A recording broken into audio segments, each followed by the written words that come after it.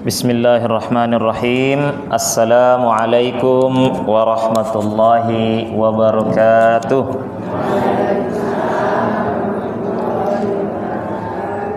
Alhamdulillahi rabbil alamin.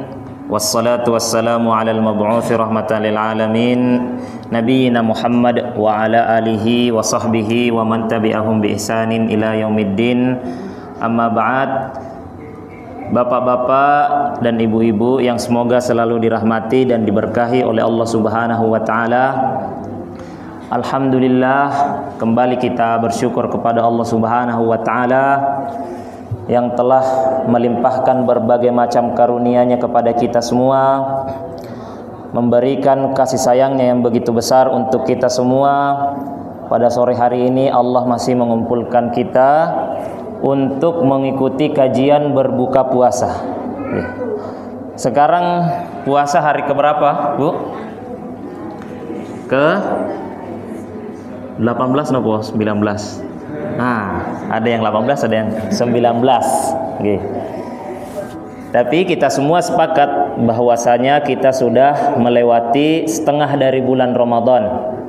Nah, tentu masing-masing dari kita selayaknya untuk introspeksi diri, sudah sampai di mana tingkatan ibadah kita? Apakah sudah ada peningkatan ataukah masih jalan di tempat? Ya. Terutama sebentar lagi kita akan memasuki sepertiga, ya, bagian terakhir dari bulan Ramadan. Ya. Di sana Nabi Shallallahu Alaihi Wasallam memotivasi kita untuk meningkatkan intensitas ibadah. Jangan justru kendor, Pak. Ya, banyak masjid semakin lama, ya, ada kemajuan, memang kemajuan di soft. Ya.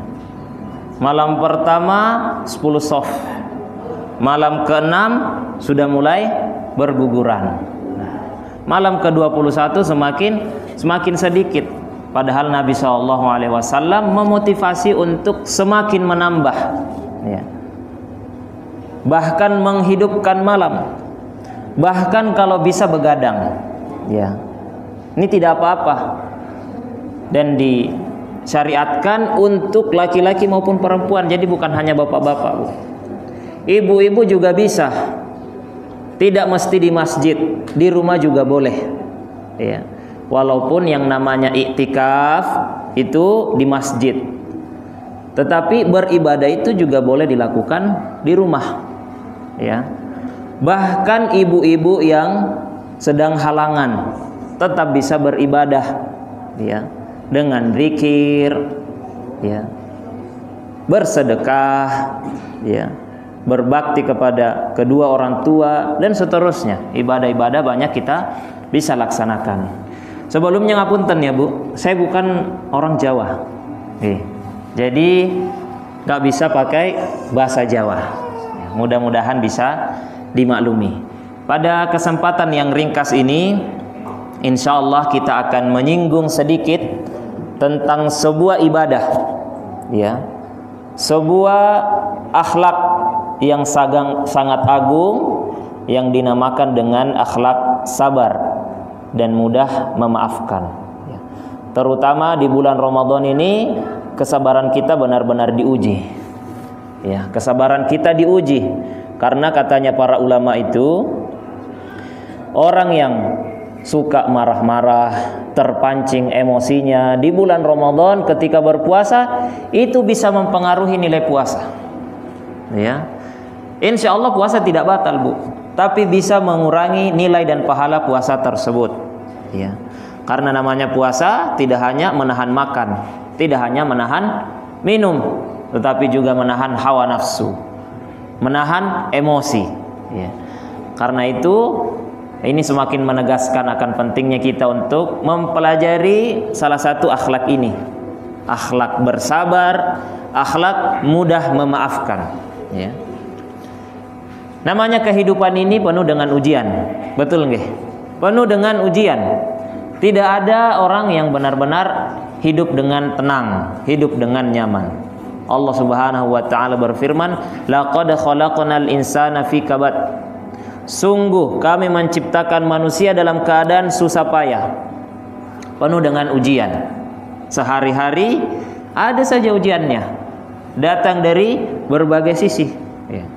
Dari pasangan kita, dari anak kita, tetangga kita, semua menjadi sumber ujian, sumber cobaan bagi kita, ya.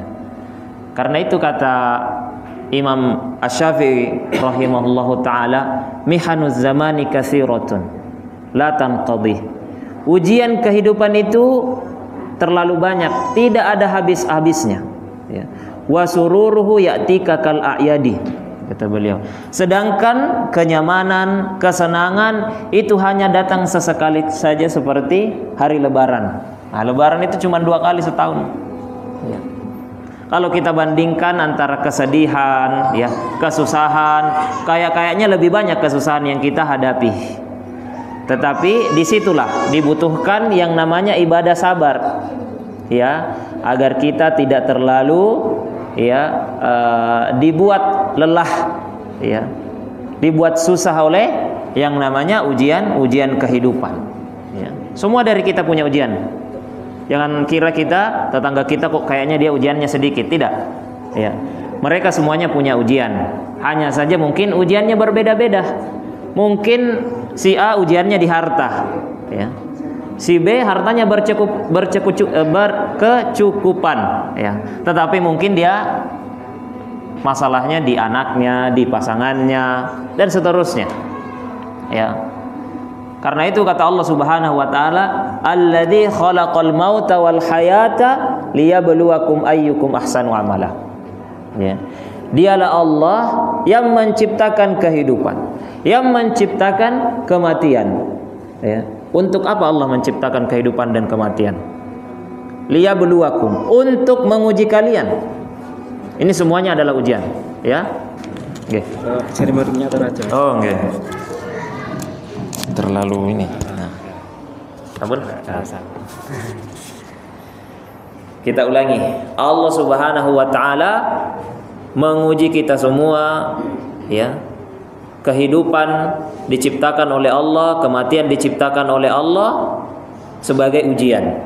Liyabluwakum ayyukum ahsanu amala. Mana di antara kalian yang paling baik amalannya, yang paling baik merespon kehidupan dan kematian tersebut. Karena tidak semua dari kita responnya sama, ya. Tidak semua dari kita reaksinya sama. Dan ujian ini tidak akan mungkin kita lewati dengan baik, melainkan dengan kesabaran, ya. Melainkan dengan kesabaran, ya. Maka ini semakin menegaskan kepada kita semua urgensi mempelajari ibadah yang satu ini, ibadah sabar. Karena kadang-kadang kita merasa bahwasanya ibadah itu hanya ya sholat, ya puasa, umroh, haji, bersedekah, membaca Al-Quran. Kita lupa bahwasanya tatkala kita mendapatkan cobaan hidup, mendapatkan ujian, kesulitan, ya, kesempitan, di sana Allah Subhanahu wa taala membuka satu pintu ibadah yang besar, yaitu ibadah sabar. Dan Allah Subhanahu wa taala berfirman di dalam Al-Qur'an yang semuanya kita hafal, wal asr innal insana lafi khusr. Demi masa, sesungguhnya manusia dalam kerugian. Kalau kita tinjau, ya, di tafsir para ulama, Allah mengatakan lafi khusrin, ya. Itu artinya secara bahasa benar-benar di dalam kerugian, ya. Diliputi oleh kerugian, sebagaimana orang yang tenggelam, ya. Jadi manusia itu tenggelam dalam kerugian. Kalau kita tenggelam, Bu, berarti kita diliputi oleh air. Depan kita air, belakang air, kanan kiri air, atas air, sama. Kita diliputi oleh kerugian. Depan kita kerugian, belakang kerugian, kanan kiri, atas bawah, semuanya kerugian. Kecuali 4 orang. Kecuali 4 orang yang terbebas dari yang namanya kerugian. Kata Allah Subhanahu wa taala, illal ladzina amanu. Kecuali orang-orang yang beriman kepada Allah Subhanahu wa taala. wa amilus solihati, ya, orang yang melakukan amalan soleh. Wa tawasau bil haq, orang yang saling mengingatkan, ya, saling mewasiatkan dalam kebaikan. Wa tawasau bis sabr, dan orang yang saling mewasiatkan agar bersabar, ya. Kalau tetangga kita terkena cobaan, kita saling mengingatkan agar bersabar. Kalau keluarga kita dapat kesulitan, kita bantu dan kita berikan wasiat untuk senantiasa bersabar kepada Allah Subhanahu wa taala. Bapak Ibu yang dirahmati oleh Allah Subhanahu wa taala, sabar itu ada 3 jenis. Ya. Sabar ada 3 jenis. Yang pertama, sabar dalam melakukan ketaatan, ya. Sabar dalam menjalankan ibadah. Kalau kita ibadah butuh sabar, mboten? Butuh. Kita berangkat sholat subuh misalnya, ya, kita harus mengalahkan kantuk kita, kasur kita yang empuk demi untuk menghadiri sholat subuh secara berjamaah. Tentu ini butuh kesabaran, terutama kalau belum terbiasa. Nah, itu sulit, ya, apalagi kalau airnya dingin. Hadir pengajian butuh sabar. Barangkali ada jadwal sinetron yang bertabrakan. Ini butuh sabar untuk kita kalahkan sinetron tersebut, ya. Butuh dengan sabar. Yang kedua, sabar di dalam meninggalkan kemaksiatan. Ini juga butuh sabar. Meninggalkan kemaksiatan itu tidak mudah, apalagi kalau sudah terbiasa. Orang yang kecanduan minuman keras, namanya juga kecanduan, itu sulit untuk lepas darinya. Butuh rehabilitasi yang tidak singkat. Kalau kita tanya mereka, pasti mereka mengaku itu tidak mudah untuk lepas dari yang namanya, ya, minum minuman keras, ya. Kita punya kebiasaan, ya, ngapunten, ya, gosip misalnya, itu sulit. Kalau ketemu teman itu pengennya gosip misalnya, nah, ini sulit untuk kita tinggalkan. Butuh apa? Kesabaran untuk meninggalkan itu semua, ya. Yang ketiga, sabar menghadapi musibah. Nah, mungkin ini yang kita kenal, sabar di dalam menghadapi musibah yang diturunkan oleh Allah Subhanahu wa taala. Nah, ini terbagi lagi menjadi 2, Bu. Musibah Allah yang diturunkan oleh Allah terbagi lagi menjadi 2. Ada musibah yang tidak ada campur tangan manusia, ya. Ya, seperti gempa bumi, itu tidak ada manusia yang menggoyangkan bumi kita itu, ya. Musibah banjir, tidak ada manusia yang menyiram air dalam jumlah yang banyak, tidak ada. Puting beliung, ya. Dan sabar pada jenis musibah ini cenderung lebih mudah, Bu. Cenderung lebih mudah, ya. Mau gimana lagi? Ya. Kita mau marah sama siapa? Mau marah sama angin? Mau marah sama gempa? Kan tidak mungkin kita lakukan itu, ya. Bedanya mungkin antara satu dengan yang lainnya, ya, ada yang cepat sabarnya, ada yang, ya, setelah berhari-hari baru sabar. Hanya saja kata Nabi SAW, innamas sabru indas sadmatil ula, ya. Kesabaran yang diganjar dengan pahala adalah kesabaran pada hentakan pertama, ya. Karena semua orang insya Allah sabar, Bu, menghadapi musibah, ya. Sabar ketika ada kerabat yang meninggal, ya. Ketika rumah kita terkena misalnya angin puting beliung, ya, semuanya sabar. Ya, setelah 1 bulan berlalu, setelah 1 tahun berlalu, ya. Ketika musibah tersebut baru turun, belum tentu semua orang bisa bersabar, ya.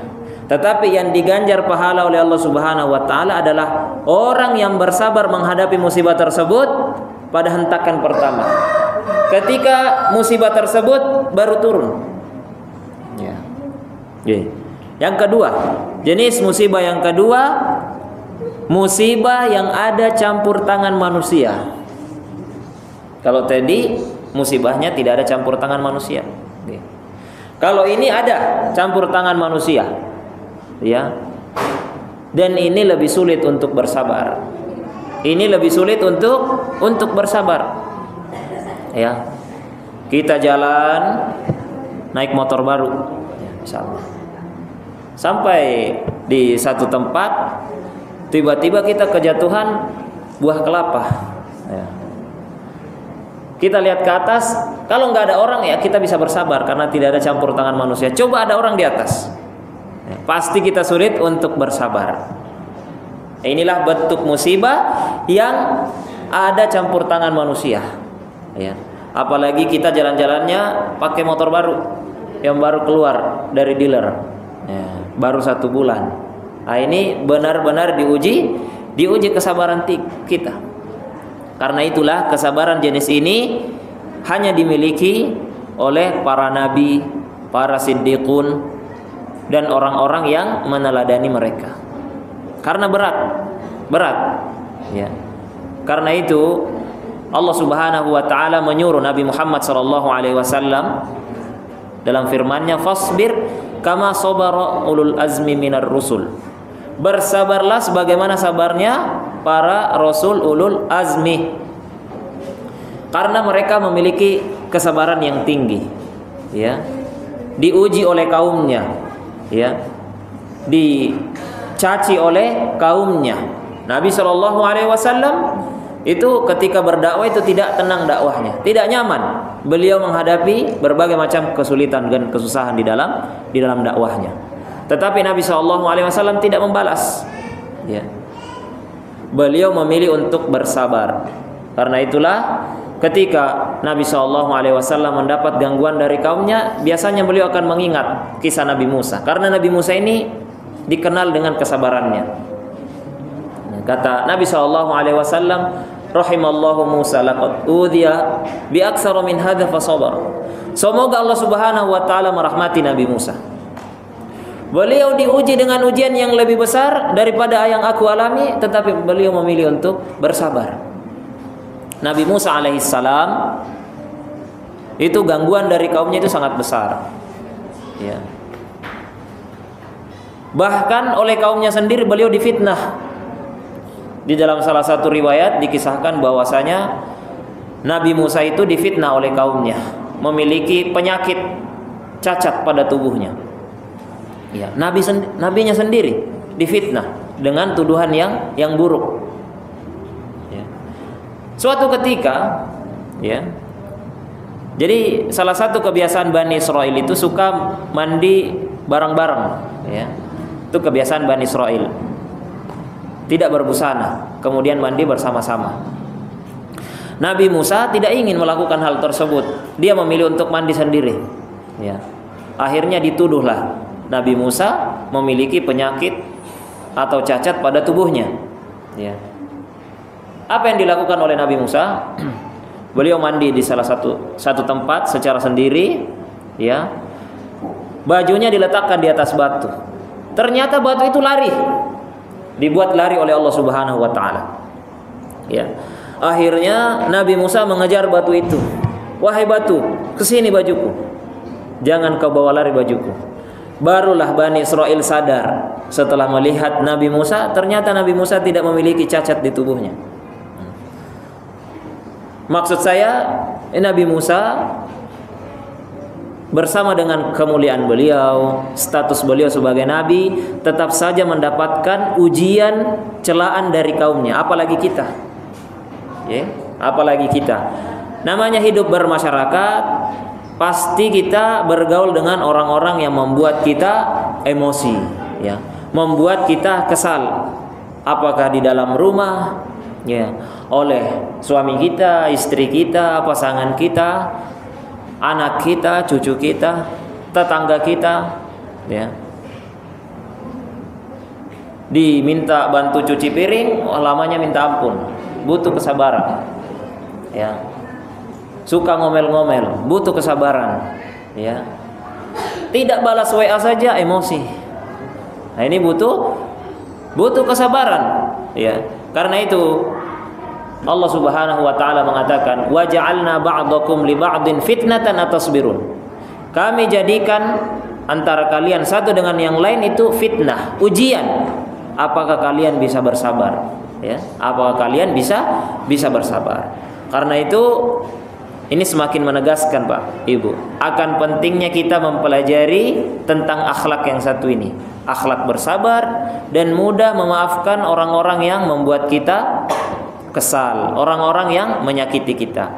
Saya akan sebutkan beberapa kiat yang mungkin bisa membantu kita untuk lebih bersabar, menahan gangguan dari orang lain, lebih mudah untuk memaafkan orang-orang yang menzalimi kita.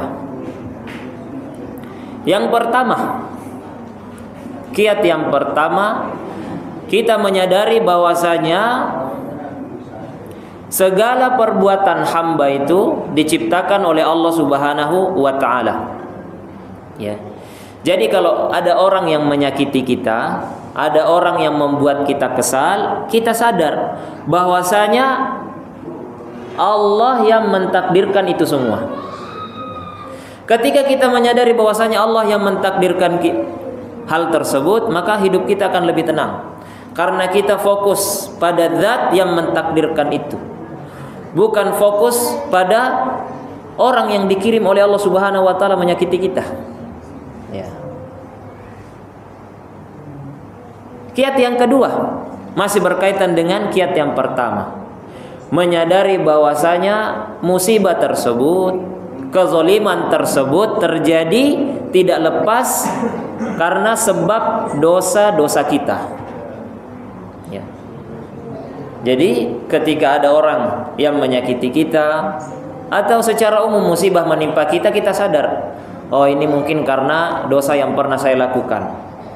Jadi kita tidak melihat kepada orang tersebut, melainkan kita melihat kepada sebabnya.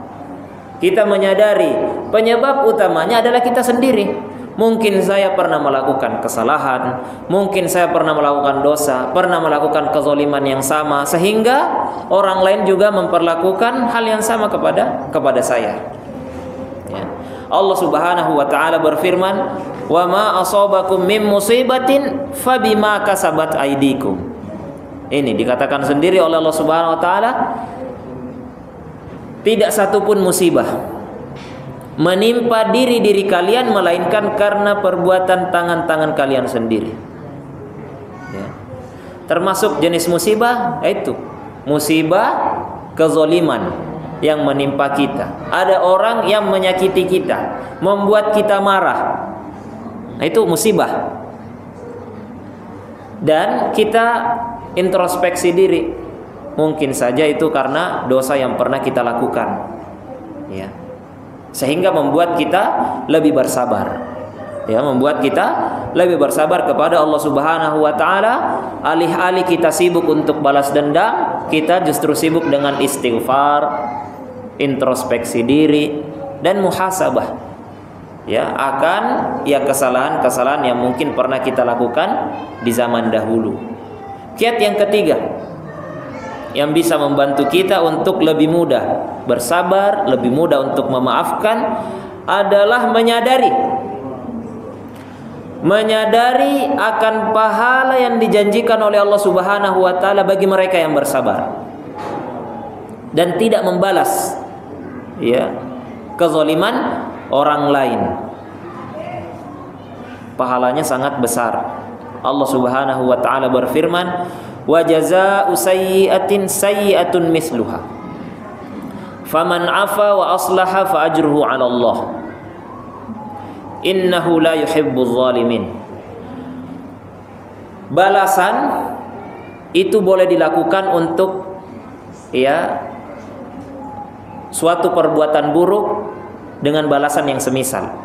Ya. Artinya kita masih dibolehkan. Syariat kita membolehkan untuk membalas keburukan dengan keburukan yang semisal. Catatannya semisal, nggih. Tidak boleh lebih. Contohnya misalnya kita ditampar 1 kali, kita juga boleh membalas 1 kali. Tidak boleh 2 kali. Karena kalau 2 kali, berarti sekarang kita yang melakukan kezaliman. Ya. Kalau impas itu masih dibolehkan, tetapi tidak dapat pahala, tidak dapat dosa, tidak dapat pahala. Ya. Faman afa wa aslaha fa ajruhu 'ala Allah. Ya. Tetapi kata Allah Subhanahu wa taala, bagi siapa yang memaafkan maka pahalanya ditanggung oleh Allah Subhanahu wa taala. Ya. Jadi kita memilih untuk membalas dengan yang semisal, ya, atau memaafkan. Kalau membalas, ya, itu masih boleh, yang penting tidak lebih. Tapi siapa dari kita yang bisa membalas dengan balasan yang semisal? Biasanya kalau kita ditampar 1 kali, kita pengennya nampar 2 kali. Betul tidak, Bu? Kita dicela 1 kali, kita pengennya mencela lebih banyak. Ya. Jarang ada orang yang bisa membalas dengan balasan yang lebih sedikit atau semisal. Biasanya namanya pembalasan itu lebih kejam. Ya. Karena itu sikap terbaik adalah memaafkan. Ya. Sikap terbaik adalah memaafkan. Ya. Mengingat janji pahala dari Allah Subhanahu wa taala yang sangat besar. Kata Allah Subhanahu wa taala tadi, bagi orang yang memaafkan dan mengadakan perbaikan, pahalanya ditanggung oleh Allah Subhanahu wa taala. Perhatikan, Allah tidak menyebutkan berapa besar pahalanya, tetapi Allah mengatakan Allah sendiri yang akan menanggung. Ya. Paham maksudnya ditanggung sendiri oleh Allah? Itu kira-kira pahalanya besar apa kecil? Besar. Hadiah ditanggung oleh Bapak Presiden. Itu kira-kira hadiahnya apa? Beras atau ya sesuatu yang lebih besar? Tentu sesuatu yang lebih besar. Masa sekelas presiden ngasih hadiah beras 5 kilo? Ya. Masa ngasih hadiah es teh misalnya? Tidak mungkin. Demikian pula Allah Subhanahu wa taala. Tidak mungkin Allah Subhanahu wa taala memberikan pahala yang kecil.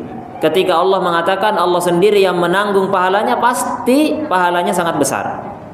Pasti pahalanya sangat besar. Ya, sehingga membuat kita, membantu kita lebih bersabar, menahan gangguan orang lain. Sekali lagi ya, ini teori ya. Teori. Dibutuhkan waktu untuk melatih diri kita bersabar, ya. Dan tentu banyak memohon dan berdoa kepada Allah Subhanahu wa taala agar lebih memudahkan kita bersabar.